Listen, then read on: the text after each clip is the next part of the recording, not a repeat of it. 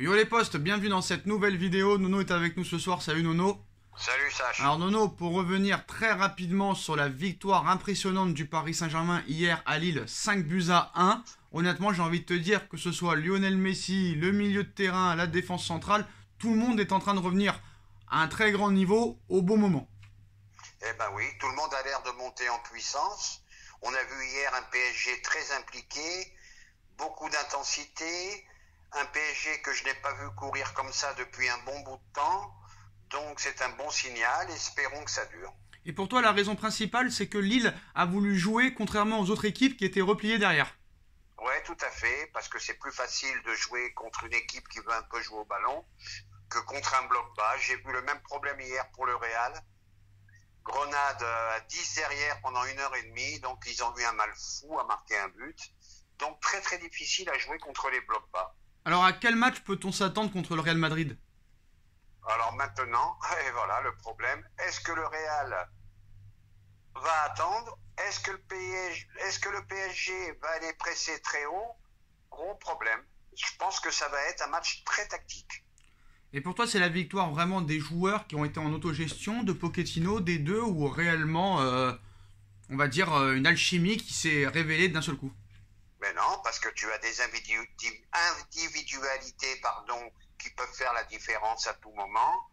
Je pense que Messi s'est remis dans l'axe, ce qui lui a fait un bien énorme. Les deux latéraux qui sont montés sans arrêt, on n'avait pas vu ça depuis longtemps. Et surtout ce petit Mendes, qui m'impressionne de plus en plus.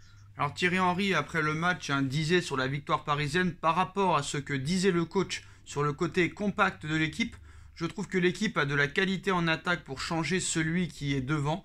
À droite ou à gauche, peu importe, mais c'est surtout au niveau de la récupération du ballon. De temps en temps, je pense que c'est important de savoir quand il faut aller presser ou alors se replacer. Quand tout le monde est derrière la balle, le PSG devient vraiment difficile à battre. Ah oui, le PSG est dangereux quand il joue comme ça, quand tout le monde est investi. Là, c'est plus la même équipe. Et après, comme je le dis tout le temps, tu as des individualités qui peuvent faire la différence à tout moment. Tôt ou tard, Messi va mettre son coup franc. Ça fait je sais pas combien de poteaux qu'il a pris là.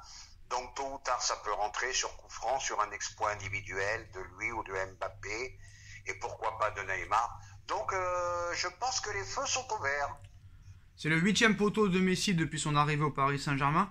Donc comme tu le sais Nono, dernièrement, plusieurs sources ont annoncé un accord définitif entre Kylian Mbappé et le Real Madrid.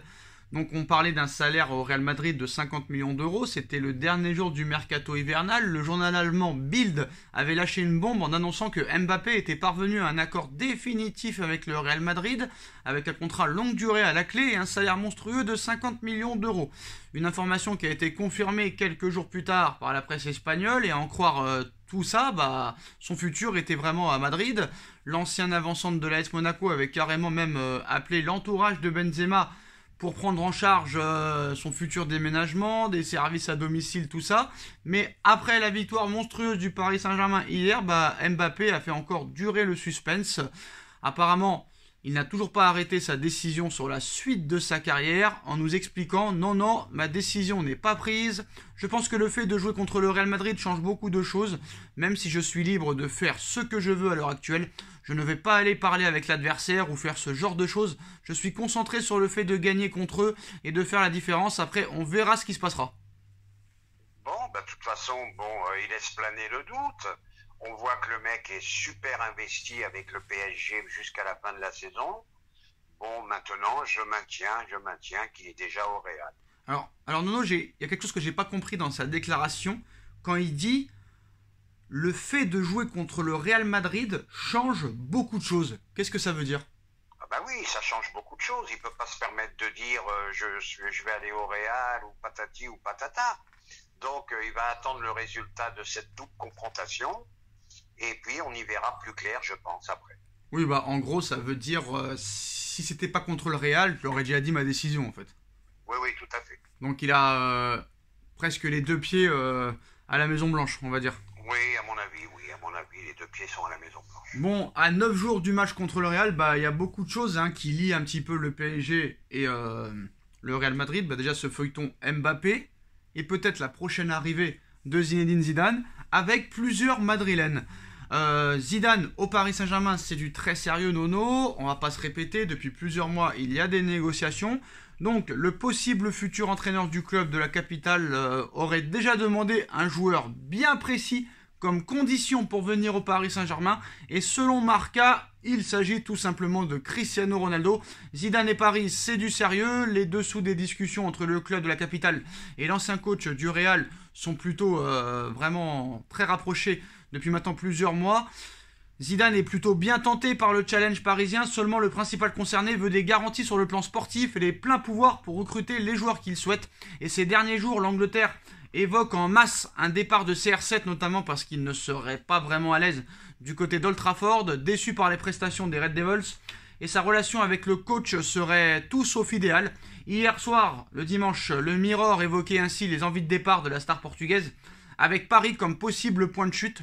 Donc les deux hommes sont proches, le quotidien Marca s'empare de ces infos anglaises aujourd'hui et va plus loin, expliquant même que l'arrivée du Portugais est une condition fixée par Zidane pour accepter de signer avec le Paris Saint-Germain. Les deux hommes se connaissent très bien, s'entendent très bien en dehors du terrain et le coach français sait comment exploiter de mieux possible ses qualités. Donc une arrivée du côté du PSG qui tenterait bien, l'ancien numéro 7 du Real Madrid qui voulait déjà venir l'été dernier et qui aurait déjà demandé à son agent Jorge Mendes de lui trouver un nouveau point de chute. Et forcément, rares sont les clubs en mesure de s'aligner sur le salaire du natif du Portugal, qui a fêté ses 37 ans hier. Affaire à suivre donc, mais nul doute qu'un duo Messi-CR7 serait particulièrement alléchant. Alors déjà, premièrement, est-ce que tu crois en cette information? Et est-ce que ce serait une bonne idée? Eh ben, ça serait une première déception. Moi, je dis qu'il faut absolument pas Ronaldo. Je n'ai rien contre lui. Respect pour le joueur, respect pour tout ce qu'il a fait, mais il faut quand même avoir les yeux en face des trous. Maintenant, il a fait 37 ans, il va sur 38. Jusqu'à quel âge on peut rester au plus haut niveau? Je n'en sais rien, mais là, c'est pas l'avenir, Ronaldo. Là, faut passer à autre chose. Nono, quand tu vois le monstre Zlatan qui met une vidéo aujourd'hui en train de faire du sport chez lui à 40 ans, frère, j'ai envie de te dire, tous les sports sont permis. Quand tu vois Olivier Giroud qui te met un doublé contre l'Inter il y a 2 jours, moi je te dis... Je suis d'accord avec toi, je vois que les joueurs durent plus longtemps maintenant, mais là ça va, faut arrêter, 37 ans, tu peux pas construire avec un joueur de 37 ans, après Messi 34 ans, non, faut arrêter. Construire peut-être pas, mais à quelques mois de la Coupe du Monde, s'ils ont la possibilité de faire Cristiano Ronaldo à quelques mois de la Coupe du Monde à Doha, je pense qu'ils s'en priveront pas. Ah, comme le Qatar a pas de projet, c'est plus bling-bling qu'autre chose, c'est sûr qu'ils sont capables de faire Ronaldo et d'avoir le duo Ronaldo-Messi. Ça, c'est tout à fait possible. Et surtout, est-ce que Cristiano Ronaldo est moins fort qu'un Angel Di Maria ou qu'un Julian Draxler? Ah, il est quand même sur la pente descendante, Sacha. Bon, il est très opportuniste, il marque des buts, mais c'est encore un attaquant qui défend pas. Tu peux plus jouer dans le football moderne dans ces conditions-là. Donc c'est plus marketing qu'autre chose. Bon, c'est le projet de Paris, malheureusement. Moi, je pensais qu'avec Zidane, ça changerait. Si l'information est vraie, je suis un peu déçu. Alors Karim Benzema serait vraiment très heureux de voir Kylian Mbappé rejoindre le Real Madrid dans les prochains mois, mais moins content si jamais Haaland venait à venir.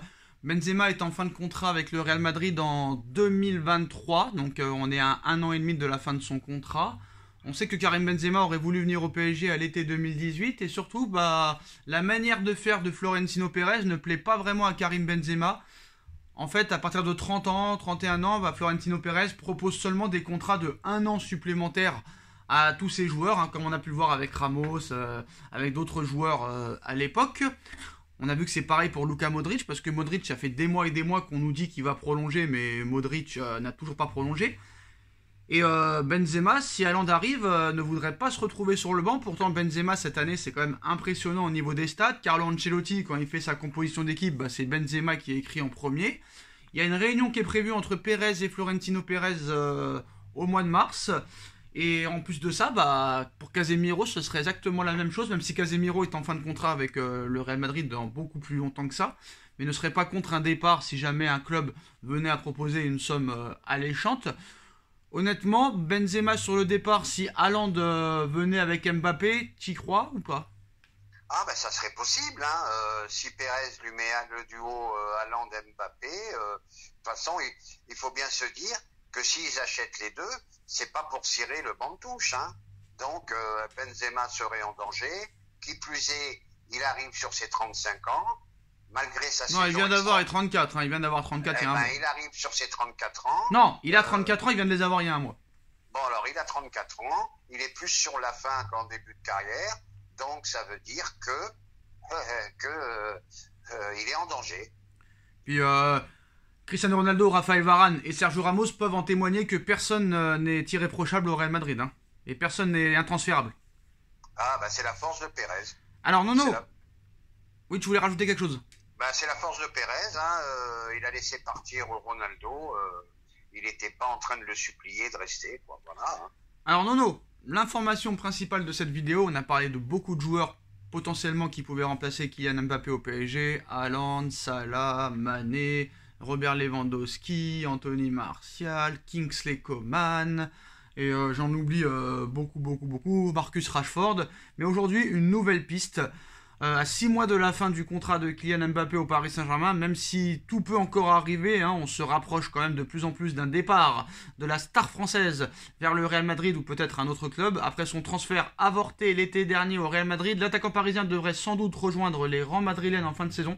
Donc dans l'optique d'un départ de l'attaquant français, le club parisien s'active sur de nombreux dossiers. Après les rumeurs d'Erling Haaland ou encore Ousmane Dembélé, le Paris Saint-Germain aurait une autre idée pour remplacer le natif de Bondy, monsieur Anthony, la pépite de l'Ajax, pour remplacer Mbappé. Le Brésilien Anthony, 21 ans, nouvelle pépite de l'Ajax, pourrait débarquer au Paris Saint-Germain l'été prochain en cas de départ confirmé de Kylian Mbappé. En effet, selon les informations du quotidien du sport, le Paris Saint-Germain pourrait se pencher, et aussi The Telegraph en Angleterre confirme aussi l'information, le PSG pourrait se pencher sur la situation d'Anthony, le joueur de l'Ajax, qui est très apprécié de ses compatriotes brésiliens Neymar et Marquinhos, alors que Leonardo n'est pas insensible à son talent.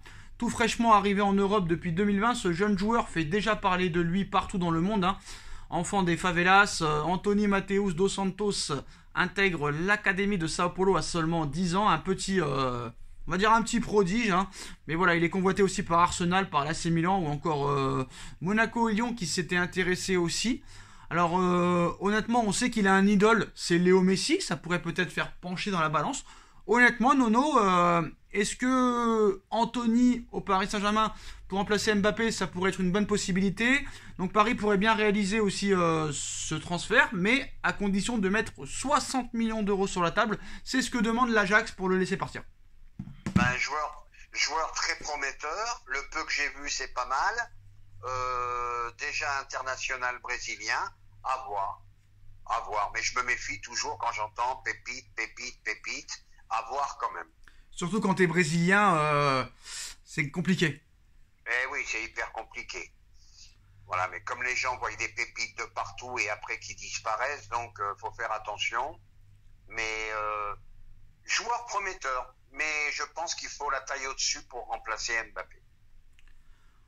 Après, il y aura peut-être beaucoup de joueurs à remplacer, on verra. Mais bon, par exemple, je préfère un Anthony qu'un Ousmane Dembélé, par exemple, non? À voir. Je le dis et je le répète. Ousmane Dembélé, sérieux, investi, ça peut faire très mal. Et surtout pas blessé.